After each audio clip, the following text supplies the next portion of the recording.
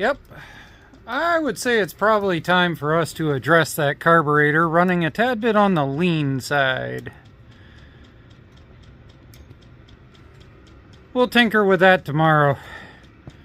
For now, I need to get done with the fact that we just had a 12-inch snowstorm. Jesse's all set to be able to get out in the morning.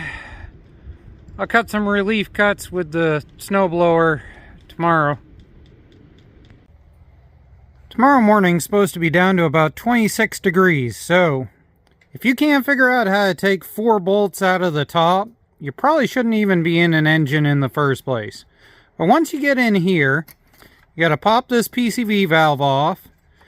You got to pop these for the choke sideways like that and pop that rod off. Then pop that one off. Then come over on this side. That right there will lift up, and then that'll pop out of there. And then after that, you're going to have to undo this one and undo this one, set it off slightly to the side, and then there's right there, another one under there, another one there, and another one there. And we should be able to get the carb off at that point. This thing got so hot that right there is aluminum melting off of this piece right here. So we've got to figure out what's going on here. For the Voodoo plug readers, I'll pop them out for you. That way you can have at. These use a 13/16 socket. White is going to be lean. Black is going to be rich. We have white. And we have a lot of white. There's not a bunch of soot on there. There's not a bunch of black smudge. So there you go, Voodoo plug readers. We have a lean set of spark plugs that I'm going to clean up and throw back in.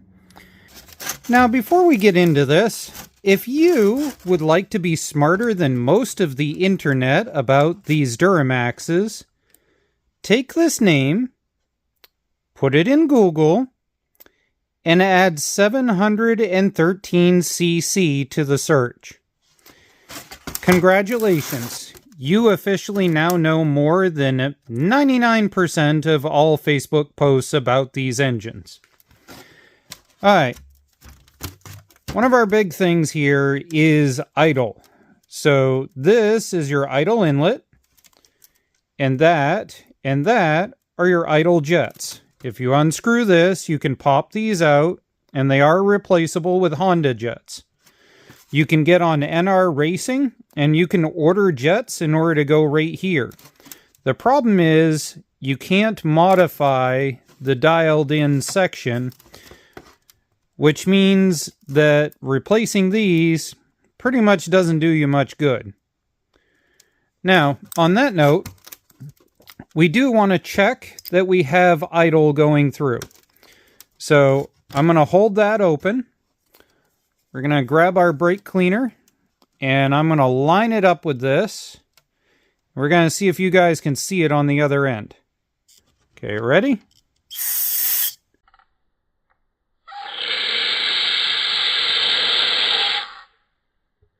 Did you see it?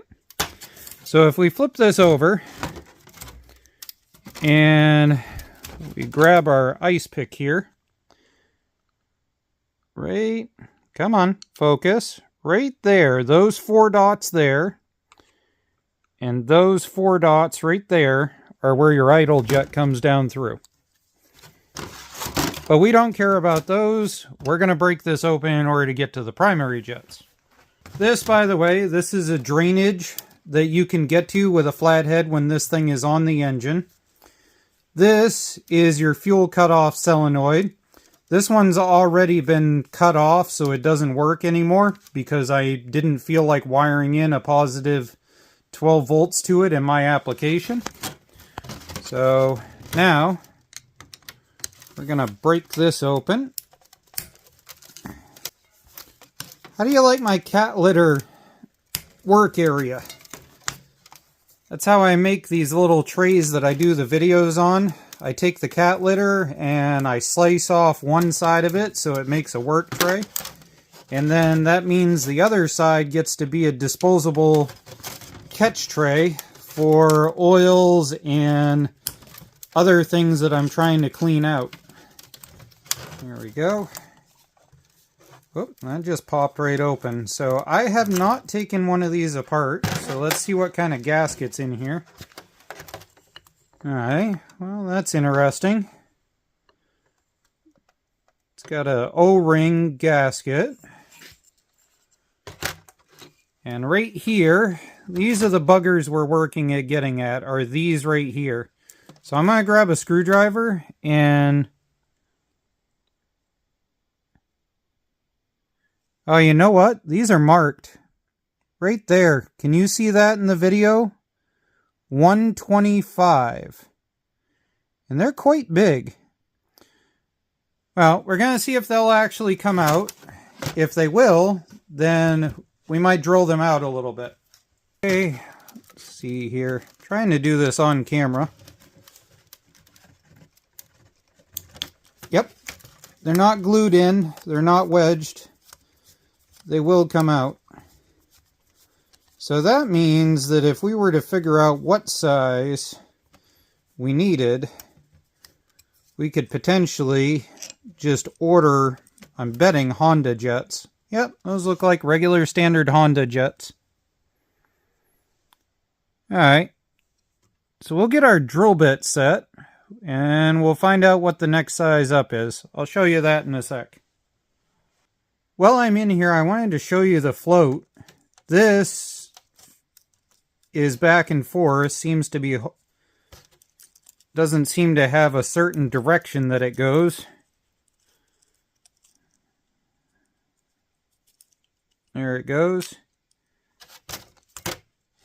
And then if we pull the float straight up and put our finger on there, that is our needle. So that right there is the incoming port that gets clogged up and gets green and caca in it that you clean out with a Q-tip. So that looks to be just a regular standard needle, nothing special about it. Again, just drop it straight down in and then slide this back in so that we don't lose it. There we go. I'll make sure to post a link for this drill bit kit down below. But basically, I think this had bad jets in it. And here's the reason. If you take 125 and you translate it to Honda jets, that would be a 49. So here's my 49, and here's my drill bit that I know fits my 49. Now, if I take this drill bit and I pop it out of this 49, and I grab one of these 125s, supposedly that is in here, it will not fit. Now, I've seen plenty of notices that these tend to run lean anyway, so I'm going to take the next size up that's in this kit here, and I'm going to drill these out. But I think the jets were defective from factory to start with, which I don't think is a Duromax thing, because remember, that is a Ducar carburetor. Now, I'm not going to bore you with watching me drill these out, but one side note I wanted to say is that if you don't have the hand strength to hold these, one potential method would be to take an old generator carb and slice it off so that where the jet goes in is nice and level with the screwdriver area. And then you could hold the carburetor in order to be able to do this. So we've got this one done. And we've got this one done. Like so. So now we're going to throw this back together and then get it back on the machine and try it. It's the next morning. It's 15 degrees out. I wanted to point out a couple of things while I put this carburetor back on. First of all, the drain hose goes right through there. It looks as if it should go up there, but it doesn't. It goes through down in there. The other thing is you cannot get this choke rod on once this is mounted. So make sure you have that rod on before you put this on. And that slides right in underneath the manifold. Your plug for it is right here if yours is still powered. Mine I've pulled out and cut the tip off so that it's just a regular carburetor. This is a Canadian Duromax carburetor, which means that it should be in millimeters. If that's the case, what in the world is up with this 43? That 43 is bothering me because there is no 43 size jet available from most manufacturers. I did a Google search on it and for the life of me could not find one. There's a 46 jet, which is what is normally in a lot of carburetors, but there's no such thing as a 43 that I can find anywhere. If anybody in the comment section is able to get a hold of somebody who sells Duromax parts, please get a hold of them and find out what is up with this jet number here. Alright, we got our GOOLOO 3000 on here to give it a little bit of extra boost. This is my favorite booster pack I've had in a while. I'll post a link in the description for you guys. The boost override is a lifesaver. So let's give it a choke.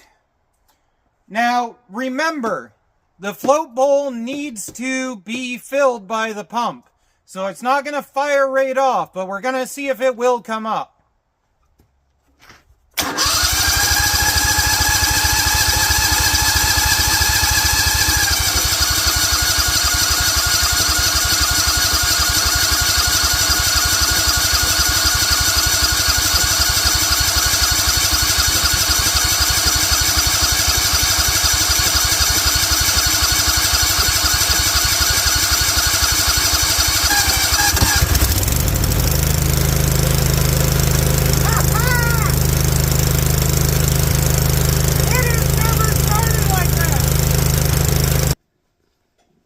Well, I would love to say that I'm a very masculine mainer and I stayed out there in 20 degrees for the entire hour of letting everything charge up, but I didn't. I came inside and snuggled with my cat Spice and then I went back out.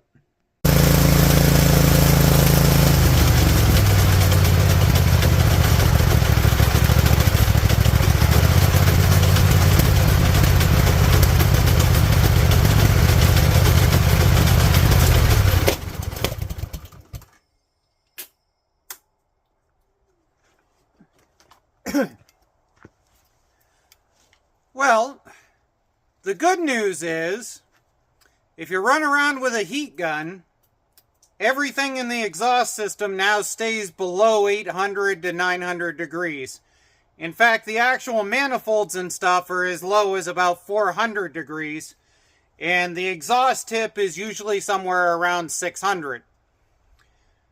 The bad news is, as you heard right there with that backfire, we've still got something in the system that's not quite right. Honestly, I think what I'm going to do is I'm going to order twin sets of jets, monkey around with it a little bit more.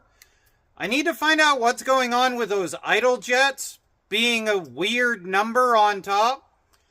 Now, I know the keyboard warriors are going to get in the comments and they're going to talk about how if it was running too rich, that I could also have the same glowing manifold problem.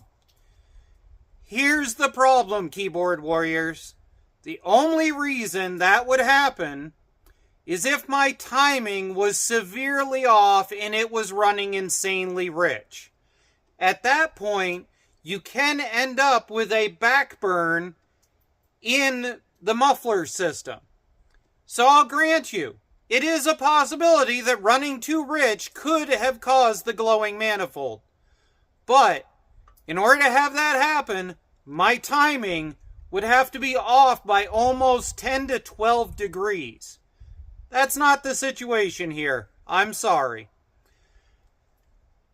Now, it could be that my exhaust is too baffled on the inside. This is an exhaust that was modified for this application. So I think the next thing we might do is we might make our own collector exhaust and see if that solves it. But at the end of the day, I really do think that 90% of the problem was the carburetor having the wrong jets. As we saw with the drill bits, it was not the size it should have been to begin with. And we made it a size bigger, and now it actually starts on its own. No starter fluid at 20 degrees out. Have fun, guys. Thanks for following.